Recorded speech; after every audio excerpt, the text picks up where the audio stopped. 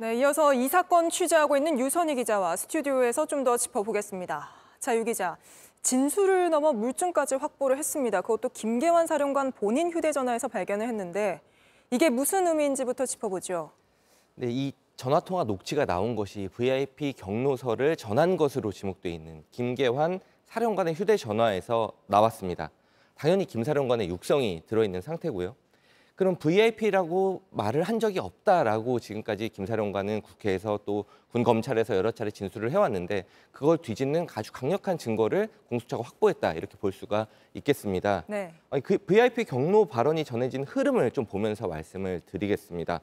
김 사령관에게 VIP 경로서를 전한 사람은 이종섭 당시 국방부 장관, 임기훈 당시 대통령실 국방비서관으로 지목이 되고 있습니다. 네. 그리고 김 사령관이 이 말을 이제 박정훈 해병대 수사단장에게 전했다는 건데요.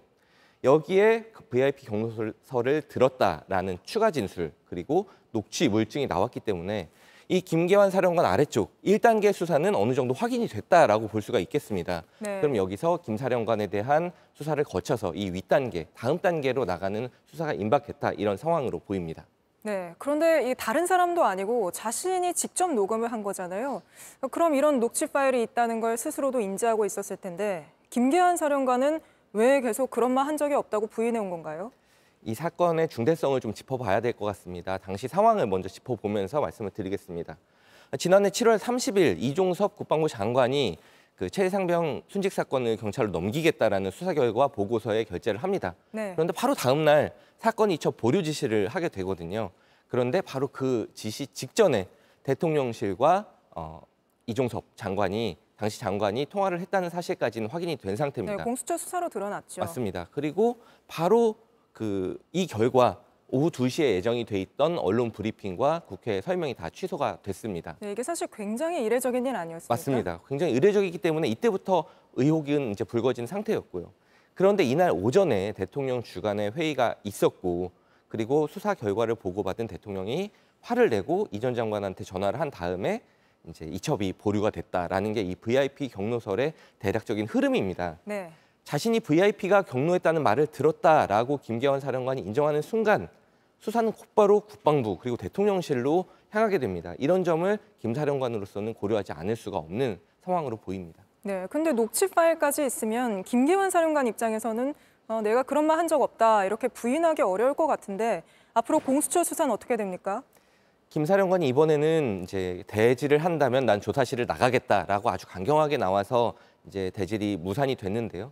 계속 거부하기는 쉽지 않아 보입니다. 일단 공수처가 조만간 김 사령관을 다시 부를 것으로 보이고요.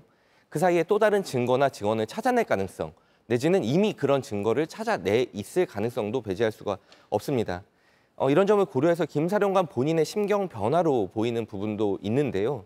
바로 총선 바로 다음 날이죠. 지난달 11일 날 해병대 전 부대에 지휘 서신을 보낸 바가 있습니다. 내용을 좀 읽어보겠습니다. 사령관으로서 안타까움과 아쉬움, 또 말하지 못하는 고뇌가 가득하다. 요즘은 하늘조차 올려다보기 힘든 현실이 계속되고 있다.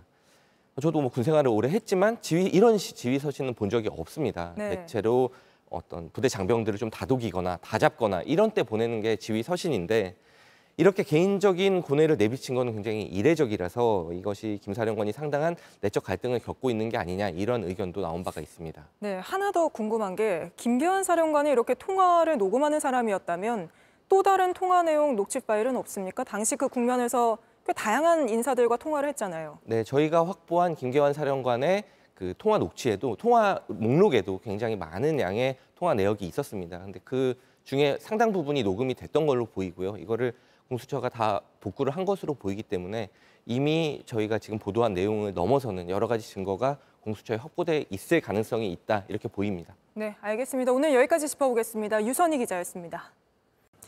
JTBC 뉴스를 시청해 주셔서 고맙습니다. 저희는 저녁 6시 50분 뉴스룸에서 뵙겠습니다.